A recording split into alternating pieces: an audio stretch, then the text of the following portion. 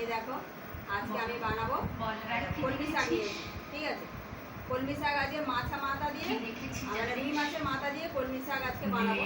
এই দেখো কি সুন্দর কলমি শাকটা, দেখেছো? দেখো কি দারুণ লাগছে। দেখো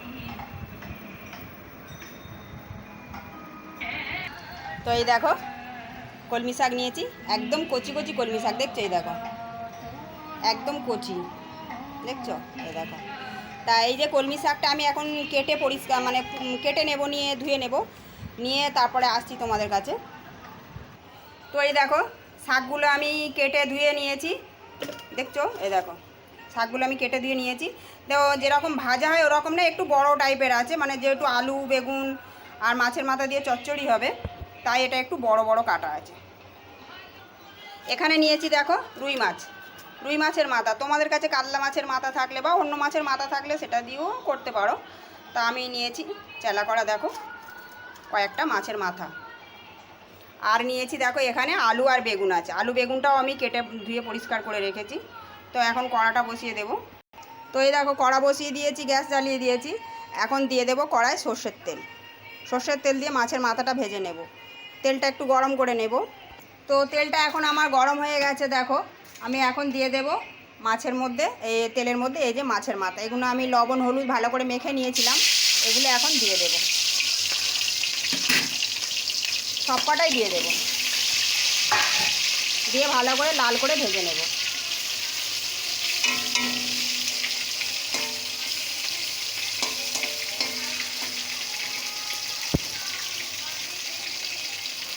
তো এই দেখো মাছের মাথাটা এক পিঠ আমার ভাজা হয়ে গেছে। তো আমি এখন এটা উল্টে দেব।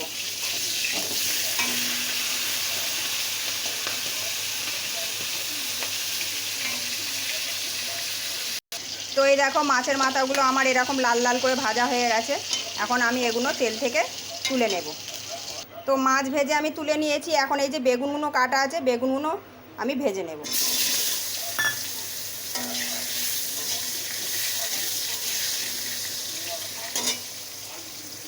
দিয়ে দেবো অল্প পরিমাণে একটু লবণ, আর খুব সামান্য পরিমাণে একটু হলুদ দিয়ে দেবো।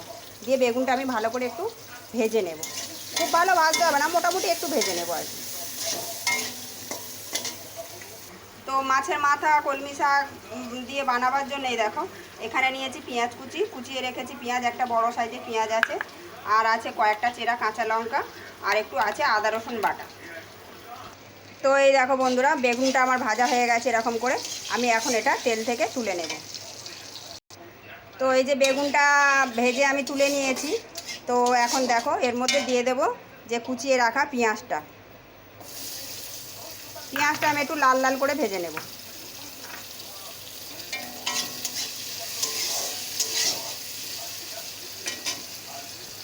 তো এই দেখো পেঁয়াজটা একটু ভাজা হয়ে গেছে, খুব লাল করে ভাজবো না। এখন দিয়ে দেবো এখানে আদা রসুনের পেস্টটা রেখেছিলাম, ওটা দিয়ে দেবো। এটা দিয়ে একটু ভালো করে ভেজে নেব। তো এখানে নিয়েছি দেখো শুকনো মশলার মধ্যে আছে এই যে হলুদ গুঁড়ো আছে, লঙ্কা গুঁড়ো আর জিরে গুঁড়ো আছে। আর এখানে মানে বেশি কিছু খুব মশলা লাগবে না। আর এখানে দেখো আমি একটু মানে গোটা জিরে, দেখতে পাচ্ছ গোটা জিরে শুকনো খোলায় ভেজে একটু গুঁড়ো করে রেখে দিয়েছি।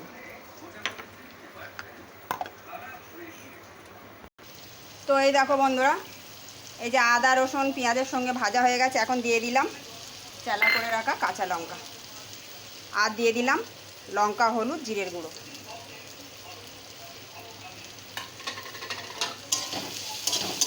এটাও দিয়ে তেলের সঙ্গে ভালো করে মিশিয়ে নেব। তা তোমাদের যদি টমেটো পছন্দ লাগে এই সময় একটা টমেটো কুচি করেও দিয়ে দিতে পারো, তো আমি টমেটোটা দেবো না। তো আমি এখানে একটু জল দিয়ে দিয়েছি, দিয়ে মশলাটা একটু ভালো করে কষিয়ে নেব। জলটা না দিলে মশলাটা পুড়ে যেত বা পুড়ে যাওয়ার চান্স থাকে বেশি। তো জল দিয়ে মশলাটা কষিয়ে নিলাম ভালো করে। তো এখন দেখো এই যে ছোট ছোট করে আমি আলু কেটে রেখে দিয়েছিলাম, আলু কেটে ধুয়ে রেখে দিয়েছি। আর এখানে এই যে মশলাটা আমার হয়ে গেছে, এখন আমি আলুগুলো দিয়ে দেব। তো আলুগুলো দিয়ে আমি সুন্দর করে একটু কষিয়ে নেব মশলার সঙ্গে। তো এই দেখো এখন দিয়ে দেবো একটু লবণ। লবণটা পরে আমি আর একটু দেখে দেবো, কেননা এখন তো শাক বেগুনের মধ্যে লবণ দেওয়া আছে, শাকটা কমে যাবে, ওদের লবণটা পরিমাণ মতো ঠিক বুঝে দিতে হবে। তার লবণটা দিয়েও আমি সুন্দর করে দেখো আলুটা কষিয়ে নেব। তো আলুটা যে এই যে দেখো আলুটা আমি সুন্দর করে কষিয়ে নিয়েছি মশলার সঙ্গে, দেখছো। এখন দিয়ে দেবো এই যে কেটে রাখা কলমি শাক। তো এই দেখো কলমি শাকটা দিয়ে আমি ভালো করে আলুর সঙ্গে মিশিয়ে নেব।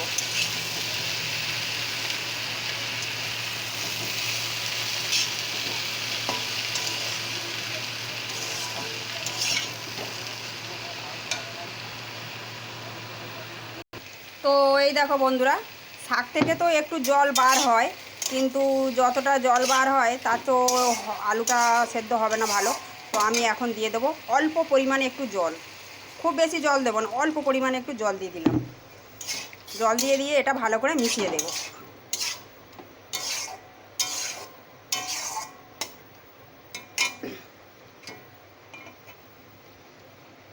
তো এখন দেখছো এই যে খুব অল্প জল দিয়েছিলাম আর শাক থেকে কিছুটা জল বার হয়েছে। তো আমি এখন দিয়ে দেবো ভেজে রাখা এই যে মাছের মাথাগুলো ভেজে রেখেছি, ওগুলো আমি এখন দিয়ে দেব,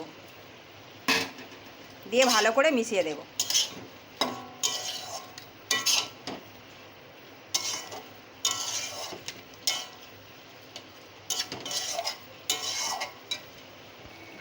তো মাছের মাথাগুলো দিয়ে নেড়ে চেড়ে ভালো করে এখন দিয়ে দেবো এই যে ভেজে রাখা বেগুনগুলো। বেগুনটা দিয়ে ভালো করে মিশিয়ে নেব, দিয়ে এটা এখন গ্যাসটা একটু মিডিয়াম করে দেব, দিয়ে আমি একটু চাপা দিয়ে দেব। তো এই দেখো আমি এই যে এটা একটু নাড়াচাড়া করে দিয়েছিলাম মাঝখানে একবার ঢাকনা খুলে। তো এখন আমি একটু দিয়ে দেব, যেহেতু শাক আছে তো ওই জন্য একটু চিনি দিয়ে দেবো, অল্প পরিমাণে একটু চিনি, হাফ চামচে একটু কম চিনি দিয়ে দিলাম। তো তোমরা যদি না চাও না দেবে, কিন্তু চিনিটা দিলে একটু চচ্চড়ি, একটু শাক আছে তো শাকের সঙ্গে একটু বেশ চিনিটা দিলে একটু খেতে ভালো লাগে। সেটা দিয়ে ভালো করে একটু মিশিয়ে নেব। তো এই দেখো বন্ধুরা, আমার এখন কলমি শাক দিয়ে মাছের মাথা এই যে রেডি। তো দেখো এই যে এরকম দেখতে হয়েছে, দেখো। তো মাছের মাথা দু একটা আমি ভেঙে ভেঙে দিয়েছিলাম, আর সবটা ভাঙিনি, বেশি আবার কাঁটা কাঁটা হয়ে যাবে, ওই জন্য দু একটা গোটা গোটা আছে। তো এখন আমার এই দেখো মাছের মাথা দিয়ে আলু বেগুন কলমি শাক রেডি। এখন আমি এই যে শুকনো খোলায় আর কি জিরেটা গুঁড়ো করে রেখেছিলাম, ওটা আমি এখন পুরোটা এই যে দিয়ে দিলাম, ওই 1 চামচ মতো হবে, ওটা দিয়ে দিলাম। দিয়ে এটা ভালো করে আমি মিশিয়ে নেব, দিয়ে এটা এখন আমি নামিয়ে নেব। তো এই দেখো বন্ধুরা, আমার মাছের মাথা দিয়ে কলমি শাক আলু বেগুনের চচ্চড়ি এই যে রেডি। দেখো দেখো কেমন হয়েছে জানাবে। তা আমার এই যে কলমি শাকের রেসিপিটা যদি তোমাদের ভালো লাগে, একটা লাইক কমেন্ট শেয়ার করে দেবে।